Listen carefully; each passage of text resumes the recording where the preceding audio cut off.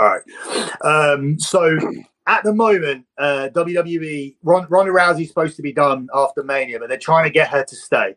They're trying to bait her to stay for one more year. They're trying to give her a win in LA, where she's from, and trying to give her a match with Shayna Baszler.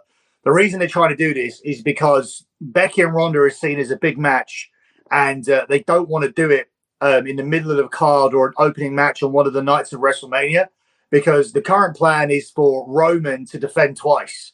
Now, this is going to be down. They're really going with that, huh?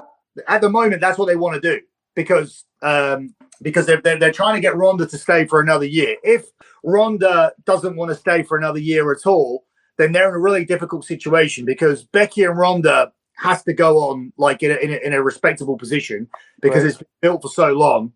Yet, where does Roman go if he has to defend 2 titles across 2 nights? They also still haven't got confirmation like that The Rock will put him over. But the situation at the moment with The Rock is that I don't think there's going to be like a Black Adam 2. Henry Cavill's just been dropped from Superman because Black Adam hasn't made enough money. So if Black Adam 2 hasn't made enough money and they're not doing Black Adam and Superman, then you would imagine The Rock's going to be all invested in wrestling and the XFL and just doing what he's supposed to do. Right. The break even on that movie is $450 million, and they haven't got there yet, even though they had like a huge weekend. Like $7 Productions are talking about The Rock's biggest opening weekend and of his career and everything. Yeah, all that stuff's true.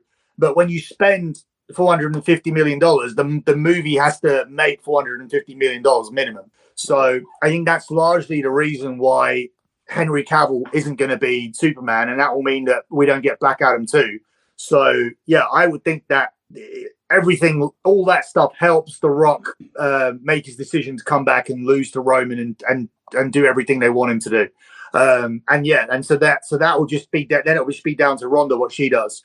I can imagine it will be appealing to work with Ronda, work with Shayna, to work in LA, to do a lighter schedule for the next year till you get to Becky, because at the moment the schedule's like not as light as she would want it to be.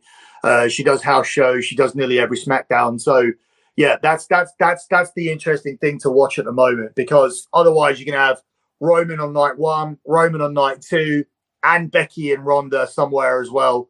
So you got all this stuff that you don't need, plus the Brock match that you have there as well.